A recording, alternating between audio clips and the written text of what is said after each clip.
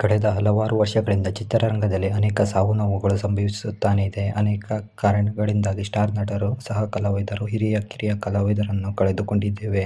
ಚಿತ್ರರಂಗದಲ್ಲಿ ಈ ವರ್ಷ ಸಾಲು ಸಾಲು ಹಿಟ್ ಸಿನಿಮಾಗಳು ರಿಲೀಸ್ ಆಗ್ತಿದೆ.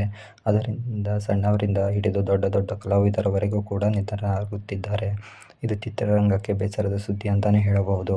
ಇನ್ನು ಇದೀಗ ಮತ್ತೊಂದು ಶಾಕಿಂಗ್ ಸುದ್ದಿ ಹೊರಬಿದ್ದಿದ್ದು, ಖ್ಯಾತ ನಟಿ ದಿಢೀರ್ ನಿಧನರಾಗಿದ್ದಾರೆ. ಹಾಗಿದ್ದರೆ ಈ ನಟಿ ಯಾರು, ಅವರಿಗೆ ಏನಾಗಿತ್ತು ಅಂತ ನೋಡಿಕೊಂಡು ಬರೋಣ. ಅದಕ್ಕಿಂತ ಮುಂಚೆ ನೀವು ನಮ್ಮ ಚಾನಲ್ಗೆ ಸಬ್ಸ್ಕ್ರೈಬ್ ಮಾಡಿಲ್ಲ ಅಂದರೆ ಸಬ್ಸ್ಕ್ರೈಬ್ ಮಾಡ್ಕೊಳ್ಳಿ. ಇವರು ಕನ್ನಡದ ಖ್ಯಾತ ಮತ್ತು ತಮಿಳಿನಲ್ಲೂ ಕೂಡ ಹಿರಿಯ ನಟಿಯಾಗಿ ಗುರುತಿಸಿಕೊಂಡಿರುವಂತಹ ಇವರು ಮತ್ತೆ ಚಿತ್ರರಂಗದಲ್ಲೂ ಈಗ ಸಾವು-ನೋವುಗಳ ಸಂಖ್ಯೆ ಒಂದಲ್ಲ ಒಂದು ರೀತಿಯಾಗುತ್ತಿದ್ದರೆ, ಮತ್ತೊಂದು ಕಡೆ ಹೃದಯಾಘಾತದಿಂದ ಸಾವನ್ನಪ್ಪುವವರ ಸಂಖ್ಯೆ ಹೆಚ್ಚಾಗುತ್ತಿದೆ. ಇನ್ನು ಇದೇ ಸಾಲಿನಲ್ಲಿ ನಟಿ ಪ್ರೇಮಾ ಕಿರಣ್ ಕೂಡ ಜಾಂಡೀಸ್ನಿಂದ ಬಳಲುತ್ತಿದ್ದರು.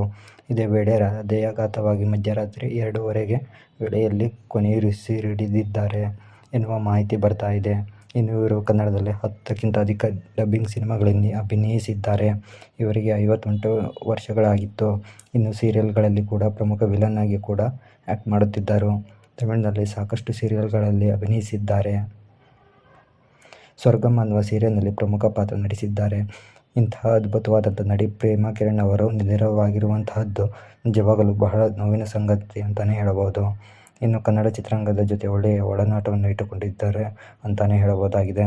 ಇವರದ್ದೇ ಆದಂತಹ ನಿರ್ಮಾಣ ಸಂಸ್ಥೆ ಕೂಡ ತೆಗೆಯಬೇಕು ಅಂದುಕೊಂಡಿದ್ರು. ಇನ್ನು ಅಷ್ಟರಲ್ಲಿ ವಿಧಿವಶರಾಗಿದ್ದಾರೆ. ಇವರ ಪತಿ ಮತ್ತು ಇಬ್ಬರು ಪುತ್ರರನ್ನು ಅಗಲಿದ್ದಾರೆ. ಈ ನಟಿಗೆ ಆತ್ಮಕ್ಕೆ ಶಾಂತಿ ಸಿಗಲಿ ಎಂದು ಕಾಮೆಂಟ್ ಮಾಡಿ.